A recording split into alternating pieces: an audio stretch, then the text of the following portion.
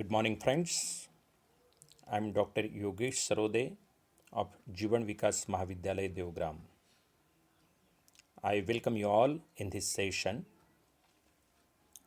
Today, we will learn about the poem A Psalm of Life, composed by Henry Wadsworth Longfellow.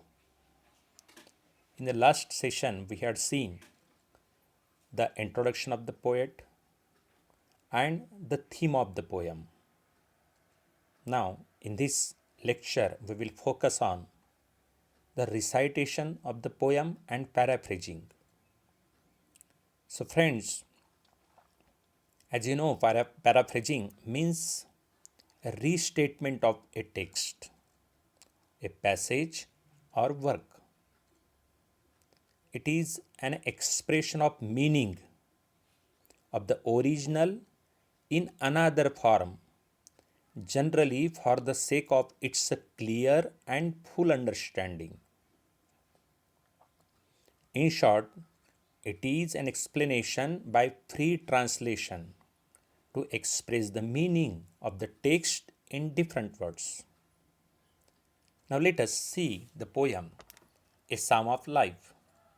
See, the poem is composed in 9 stanzas, each of 4 lines.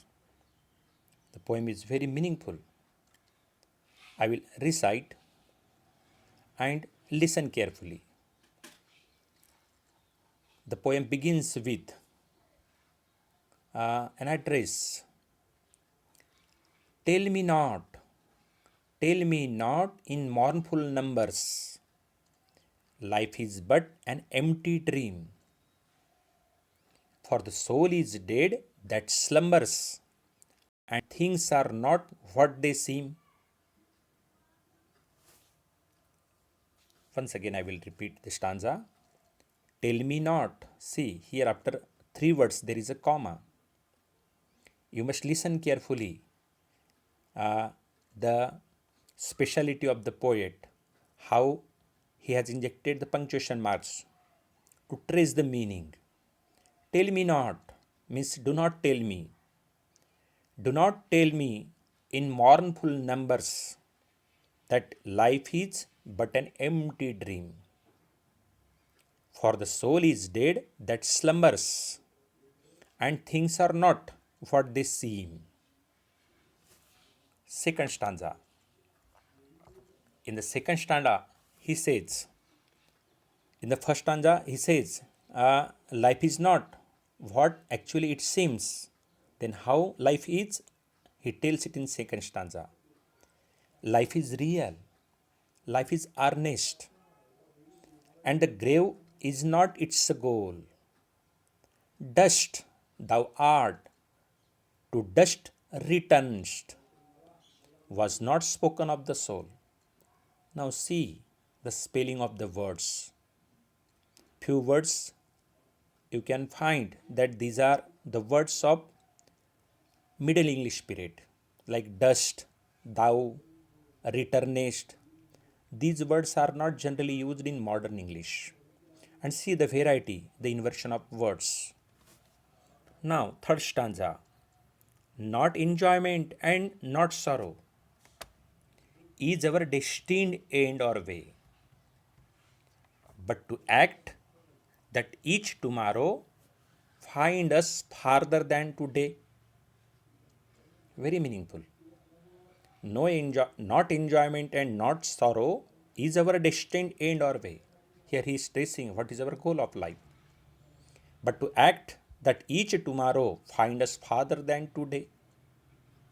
Now fourth stanza is art is long and time is fleeting, and our hearts, though stout and brave, still like muffled drums are beating. Funeral marches to the grave. See here, he is telling the truth of life. Fifth stanza. In the world's broad field of battle, in the bivouac of life, be not like dumb, driven cattle. Be a hero in the strife. Here, he is charging everyone that what is the aim of life. He says, living like a dumb cattle, that is not the aim of life. Be hero in the war, that should be the aim of life. Stanza 6. Trust no future, however pleasant. Future पे भरोसा मत करो कितना भी वो सुखद हो. Trust no future however pleasant. Let the dead past bury its dead. भूतकाल को भूल जाओ, जो हो चुका उसको भूल जाओ. Act in the living present. So here the poet is telling you about the reality, the reality of present condition, that future is not in our hand, past is not in our hand, that has already done. We are living in the present, so act in the present. Trust no future, however pleasant. Let the dead past bury its dead. Act in the living present. Heart within and God overhead. Considering that heart is within, that is also one of the gift of God. And always, though God doesn't seem anywhere, but He is there in the nature. Considering God is there in the nature and you have God's heart with you, you have to act in the present. Now see, this 7th stanza is very important. Lives of great men all remind us. जो भूतकाल में बड़ी बड़ी personalities हो चुकी है, उनका work हमको रिमाइंड करती है. Lives of great men all remind us we can make our lives sublime, and departing leave behind us footprints on the sands of time. Lives of great men all remind us we can make our lives sublime, and departing leave behind us footprints on the sands of time. एक अलंकारिक वाक्य है ये. Now see 8th stanza.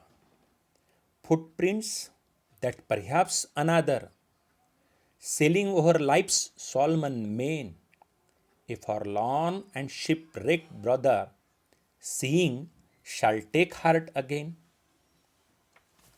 Stanza number 9. Let us, he requests that we should do. Let us then be up and doing. उठो, जागे हो जाओ. With a heart for any fate, still achieving, still pursuing, learn to labor and to wait. So this is Friend, the poem, in which the poet Longfellow addresses the people. He tells us about the reality of the present. He says, don't bother about future, don't bother about past, live in present. So here, the young man, speaking from his heart, refuses to accept that life is an empty dream or the soul is dead. Instead, he says that life is indeed real and true, and that death is not the goal of life. The soul lives on and does not turn to dust. We are meant to act and go beyond mere sorrow or happiness. Even though we are brave, though we still move towards death, that we must seize the life we have and be heroic, be more than dumb beast. We ought to be wary of the past and the future, and instead live and act within the present. When we look at the lives of great men, we can see that it is possible to live with meaning, and that when we depart, we leave our footprints on the sands of time.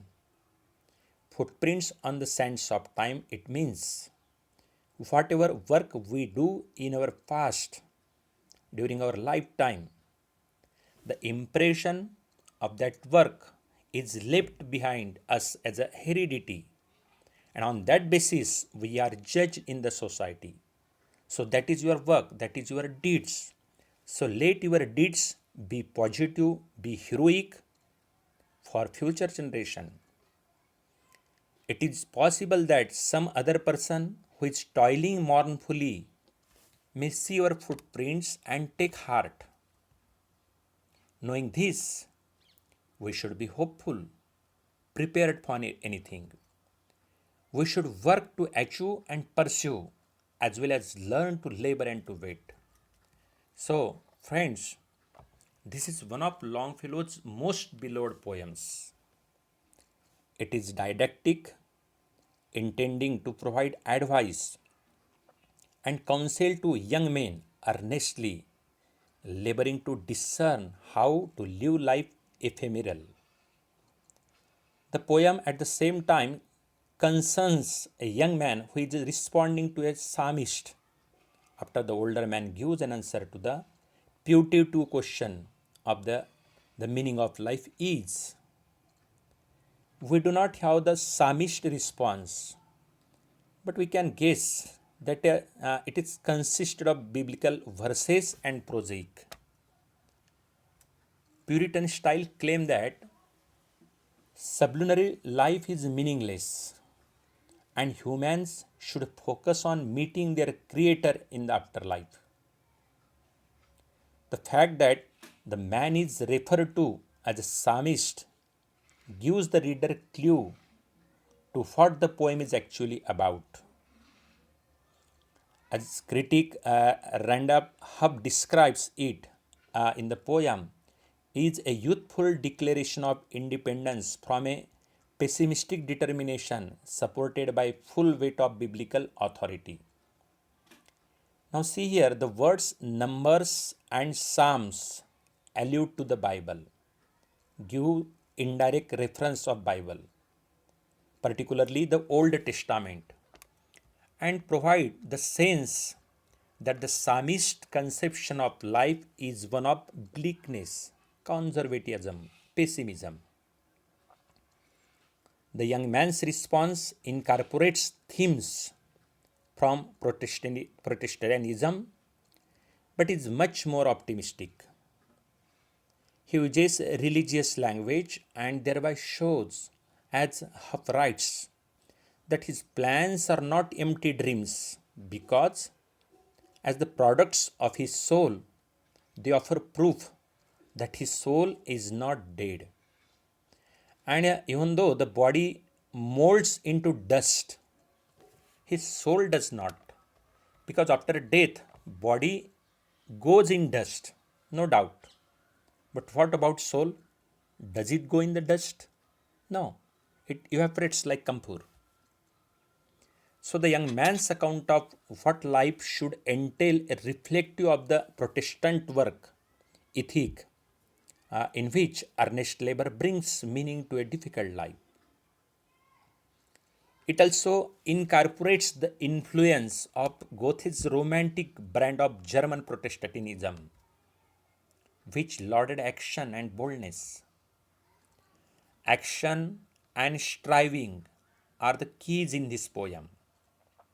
But Longfellow says it is also important to embrace quietness of spirit and the value that comes in waiting and contemplation. Waiting can be a sort of labor itself, and labor for its own sake does not bring satisfaction or meaning.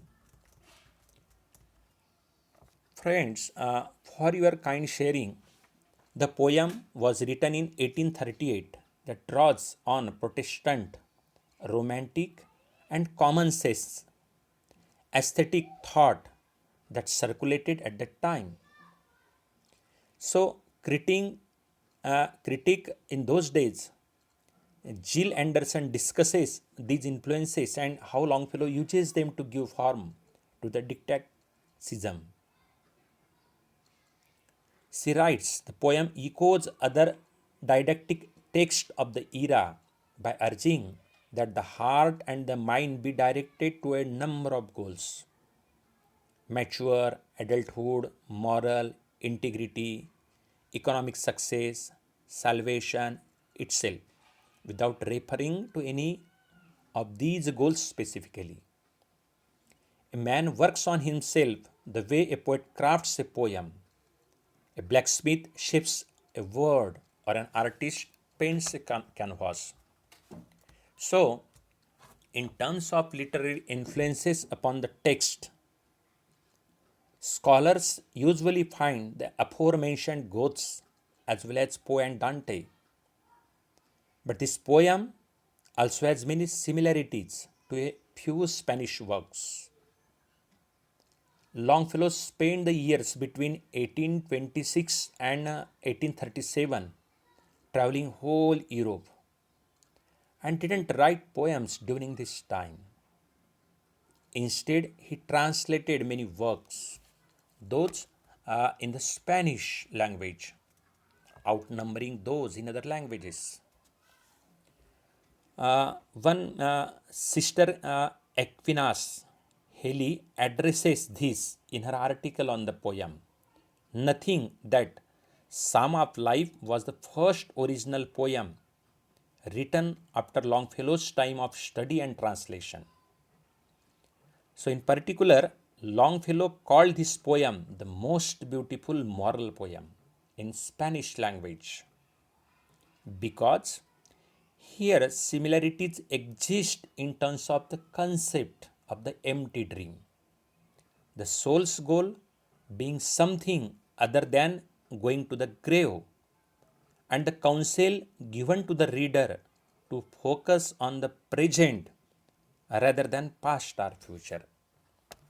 So, friends, this is about the paraphrasing of this poem, the hidden meaning of this poem, the literary or technical part of this poem, and again the interpretation part we will see in the next session. So, I thank you very much for sparing time today.